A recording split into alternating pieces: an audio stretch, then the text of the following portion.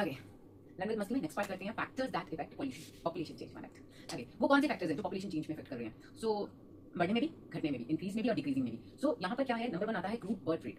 सबसे पहला फैक्टर है क्रूड बर्थ रेट का। सेकंड है क्रूड डेथ रेट, भाई जीना और मरना दोनों ही सुना हुआ है, दोनों ही फैक्ट करते हैं। फिर पॉपुलेशन ग्रोथ रेट, जो हम स्पीड की बात कर रहे थे, तो वो भी मैटर करता है। देन माइग्रेशन, वो भी मैटर करता है। तो जब जन्म होता है तो लोग ऐड हो रहे हैं, और जब डेथ हो रही है तो लोग रिमूव हो रहे हैं। माइग्रेशन में दोनों हो रहा है, ऐड भी हो रहा है और रिमूव भी हो रहा है। अब ये जो हमने सबसे पहला लिया था कि crude birth rate CBR, okay, so कितने लोग पैदा हो रहे हैं एक साल के अंदर एक पर्टिकुलर एरिया के अंदर। सो एक टाउन के अंदर एग्जांपल लेते हैं कि टाउन के अंदर 1000 लोग हैं, तो अब 1000 लोगों में 20 बेबीज आए हैं, नए बच्चे पैदा हुए हैं उस साल में। तो वहां का क्रूड बर्थ रेट क्या हो गया? वहां का क्रूड CBR जो है वो है 20 पर 1000, यानी कि 1000 लोग थे, 20 नए बच्चे आए हैं, सो 20 पर 1000। सो बर्थ रेट पैटर्न जो होता है आपकी बुक में दिया हुआ है 10 to 20 पर 1000। अगर 1000 लोग हैं और वहां पर 10 से 20 बेबीज हो रही हैं तो लो बर्थ रेट मानते हैं उसे, ओके। और अगर वही 1000 लोग हैं लेकिन वहां पर जो बेबीज हो रहे हैं वो 20 to 30 हो रहे हैं तो उसको मॉडरेट बर्थ रेट मानते हैं, यानी कि वो ठीक ठाक चल रहा है। और अगर 1000 लोग हैं लेकिन वो बच्चे पैदा कर रहे हैं अबाउट 30, सो वहां का बर्थ रेट हाई हो जाएगा। सो हम लोग लो में ले रहे हैं 10 to 20 बेबीज पर 1000 पर, 20 to 30 बेबीज ले रहे हैं पर 1000 पे मॉडरेट, और हाई में ले रहे हैं अबाउट 30 में। सो आपकी बुक में बोलते हैं कि higher in developing countries because the need for farm labour is greater, कि बर्थ रेट्स जो है डेवलपिंग कंट्रीज में ज्यादा है। क्यों? क्योंकि लेबर जो है, मैंने कहीं देखा है, अच्छी फैमिली है तो वो अपने घर में कितने हेल्पर्स रखते हैं, फैमिली मेंबर सपोज घर के अंदर 2 या 3 या 4 है, लेकिन उनसे connected driver, helper, Naini, cook, जो बाकी सब हेल्पर्स हो गए हमारे, तो वो ज्यादा लोग हैं एक फैमिली पे, तो फार्म लेबर और उनकी ज्यादा जरूरत होती है, ओके। सो ज्यादा लोग अगर पूरी फैमिली में, तो women living in working condition में डिफरेंट ऑल दो।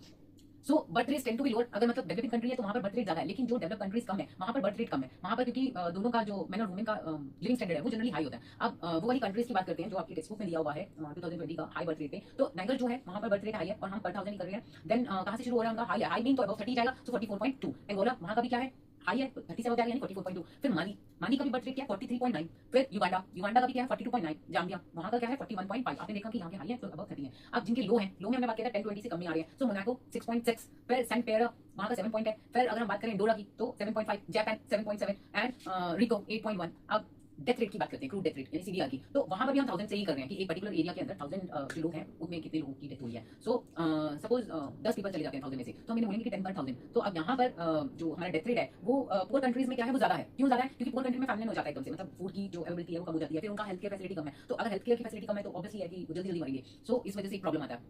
तो आप लोगों को लगता होगा कि अगर हाई डेथ रेट है इसका मतलब जो लोग ज्यादा मर रहे हैं इसका मतलब कंट्री पुअर है, तो नहीं, ऐसा नहीं है। High death rate health care और उसी से नहीं है, डेवलप कंट्री में भी हो सकता है, क्योंकि डेवलप कंट्री में जो एल्डरली पर्सन है ऑब्वियसली उनका हम लोग मानते हैं। पॉपुलेशन ग्रोथ रेट क्या होता है? वो हमें एक पर्टिकुलर फेज की जो इंक्रीज हो रही है पॉपुलेशन या डिक्रीज हो रही है, सो हम लोग कंपेयर करते हैं बर्थ, डेथ, माइग्रेशन से। तो ज्यादा लोग ऐड हो रहे हैं यानी कि पॉपुलेशन ग्रो कर रही है, लोग कम हो रहे हैं यानी कि पॉपुलेशन डिक्रीज कर रही है। सो अब इस ग्रोथ रेट की हमने जो निकाली थी वो निकाली थी 1% पर ईयर, तो 1.08% इन 2019। 2010 में कितना परसेंटेज था? 1.2। और 2025 में 1.1, 2020 में 1 एंड 2021 में 1.03। तो अगर हम इसको एनुअल ग्रोथ रेट की उस पे पीक पे बोले तो 1960 में 2% पर ईयर था। अब आप सोच सकते होंगे कि 1% ग्रोथ वेरी स्मॉल, सो बिलियंस के 1% की बात करें 1000 के लिए, सो इसलिए बहुत ज्यादा है। माइग्रेशन की अगर हम बात करें तो माइग्रेशन मतलब लोग अपनी इंटेंशनली किसी भी वजह से जॉब, स्टडी, किसी भी वजह से इधर से उधर माइग्रेट करते हैं, कंट्री से दूसरी कंट्री या फिर एक सेम कंट्री के अंदर किसी दूसरी जगह पे। सो इमिग्रेंट क्या होता है? इमिग्रेंट होता है एक पर्सन जो आउट ऑफ कंट्री चला जाता है, उसको हम बोलते हैं इमिग्रेंट। सो इमिग्रेंट मतलब E actually it's like for exit, immigrant leaves, और immigrant I, so I means into. So एमी में ई है, एग्जिट, इमी है, आई है, सो आई मींस इनटू, तो वो आ रहा है और एक जा रहा है। आना और जाना लोगों को क्या करता है? इंक्रीज और डिक्रीज करता है। अब माइग्रेशन के इफेक्ट क्या होते हैं? माइग्रेशन में कल्चरल एनरिचमेंट होता है। सपोज करो हमारे यहाँ पर कोई सोसाइटी में साउथ इंडियन आ जाए, तो वो जब भी अपने घर बुलाएगा हमें साउथ इंडियन डिश खाने को मिलेगी, तो कल्चर मिल जाता है। इमिग्रेशन लार्ज स्केल पे,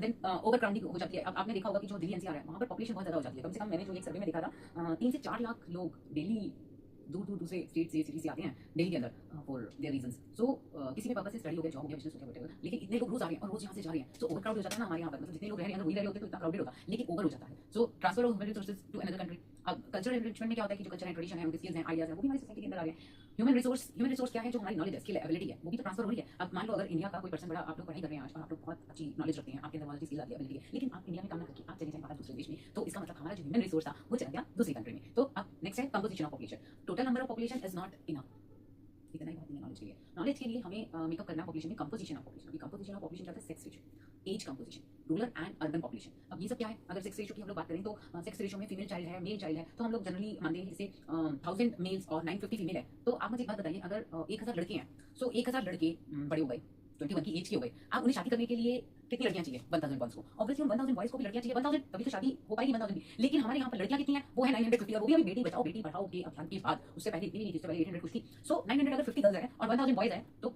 इक्वल बैलेंस होना चाहिए ना यहाँ पर। तो 50 बॉयज का क्या होगा? I can not you. So जो मिलती है लड़की को लड़का रिस्पेक्ट, क्योंकि नेचर ने जो बनाया है ना, हम लोग क्या करते हैं कि कोई चीज हमारे पास में नहीं है तो हम ज्यादा वो करते हैं। एनीवेज आपको तो बॉक्स हो जाएगा। एनीवेज तो हमें मेल और फीमेल दोनों बैलेंस में चाहिए, इक्वल चाहिए। सो 2011 में जो सेंसस में था तो 940 फीमेल आई थी पर 1000 मेल्स की, और ना 2001 में 933 फीमेल्स थी पर 1000 बॉयज थे। सो बढ़ रही है, बेटी बचाओ बेटी पढ़ाओ। अब रूरल और अर्बन सेक्स रेशियो क्या होता है? अब हमने गर्ल्स बॉयज का कर दिया, तो सेक्स रेशियो में आ गया। अब रूरल और अर्बन क्या होता है? रूरल मतलब विलेज और अर्बन मींस शहर। तो ओवरऑल इंडिया में अगर हम मानते हैं कि सेंसेक्स के अकॉर्डिंग 2011 में 940, रूरल में 947, अर्बन 926। तो जो रूरल सेक्स रेशियो है वो अर्बन से ज्यादा हाई है, क्योंकि फैसिलिटीज यहाँ पर ज्यादा। क्योंकि अगर हम केरला की बात करें तो केरला के अंदर 1084, पौंडीचेरी के अंदर 1037, मणिपुर के अंदर 985, हरियाणा के अंदर 861, बिहार के अंदर 918, दमन एंड दीव के अंदर 710। तो ये फीमेल्स का जो रेशियो है और face description, equal health care, बहुत सारे रीजन चलते हैं। तो मोर्टेलिटी रेट जो होता है वो होता है डेथ का। अब एज ऑफ कंपोजिशन है, एज ऑफ कंपोजिशन में क्या डिफरेंट एज आ जाती है हमारी सोसाइटी के अंदर कि कितनी एज है। अब एक बच्चा है वो जी रहा है, मान लो 15 साल का भी नहीं हो रहा, लेकिन ज्यादा बच्चे हो रहे हैं, या फिर वो डिपेंडेंट है दूसरों पे अपनी चीज के लिए, क्योंकि 15 साल से छोटे का जो बच्चा है वो तो डिपेंडेंट है अपने पेरेंट्स पे। और वर्किंग एज पॉपुलेशन होती है 15 to 59 ईयर्स की, वो होती है प्रोडक्टिव एज। प्रोडक्टिव मतलब वो काम करने वाली है। ओल्ड एज में आ जाते हैं हमारे 59 से ऊपर भी जितने लोग हैं वो डिपेंडेंट हो जाते हैं। अब एक होता है पॉपुलेशन पिरामिड। अब पॉपुलेशन पिरामिड क्या होता है? इस ग्राफ के अंदर एज एंड सेक्स कॉम्बिनेशन होगा, एज प्लस मेल फीमेल। तो लेफ्ट साइड में जिसको कहते हैं मेल पॉपुलेशन है, और राइट साइड में आपकी फीमेल पॉपुलेशन है। बॉटम में आती है आपकी यंगर एज ग्रुप्स, टॉप में आते हैं आपके ओल्डर एज ग्रुप्स। तो हम इसको 5 ईयर्स के अकॉर्डिंगली लेते हैं, birth rate, death rate, life expectancy, population growth. Population pyramid of Bangladesh. So Bangladesh का ब्रॉड बेस में है कि चिल्ड्रन और जो बच्चे हैं यंग है, हाई बर्थ रेट है वहाँ पर। तो उनका टॉप नैरो है। नैरो टॉप का मतलब है कि जो उनके ओल्ड पीपल हैं वो कम है। तो बांग्लादेश की बर्थ रेट हाई है, मोर्टेलिटी रेट हाई है, लाइफ एक्सपेक्टेंसी लोअर है, प्रोपोर्शन जो है 15 ईयर्स के लोगों का वो बहुत हाई है। फीमेल की पॉपुलेशन अबाउट 44 ईयर्स की exceeding to mail population in those age group. जो लाइफ एक्सपेक्टेंसी होती है उसका मीनिंग होता है कि 1% कितना एक्सपेक्ट किया जा रहा है कि कितना चाहिए। अब इसमें पिरामिड में बात करते हैं आपकी यूनाइटेड स्टेट्स की। यूनाइटेड स्टेट्स की अगर बात करें तो वहाँ पर बर्थ रेट बहुत लो है, डेथ रेट भी वहाँ पर लो है, और पॉपुलेशन की जो ग्रोथ है वो स्लो है। लार्जर पॉपुलेशन में अगर वहाँ पर बात करें तो वो 20 से 24 साल के जो बच्चे हैं वो वहाँ पर ज्यादा है, और लार्ज पॉपुलेशन जो है वो 50 से 59 ईयर्स की है। माइग्रेशन ऑफ मेल्स वहाँ पर ज्यादा है वर्किंग के। अब आप सोच सकते हैं कि जो ग्रोथ पिरामिड में in the country has more land, मतलब जितने लोग हैं वहाँ पर इसका मतलब लैंड ज्यादा है। तो नहीं, ये इससे लैंड का कोई लेना देना नहीं है। ग्रोथ बॉटम मतलब वहाँ पर यंग जनरेशन ज्यादा है, यानी कि प्रोडक्शन ज्यादा है, और नैरो बॉटम मतलब यंग पीपल कम है। अब रूरल और अर्बन पॉपुलेशन, रूरल पॉपुलेशन जो हमारी गांव की होगी, कंट्री साइड पर होगी, अर्बन पॉपुलेशन जो हमारी टाउन साइड की होगी। सो अर्बनाइजेशन एक ऐसा एरिया जहाँ पर आप सबको वो प्रमोशन मिल रहा है बेटर लिविंग का। आज के लिए कहते हैं, नेक्स्ट हम कर देते हैं।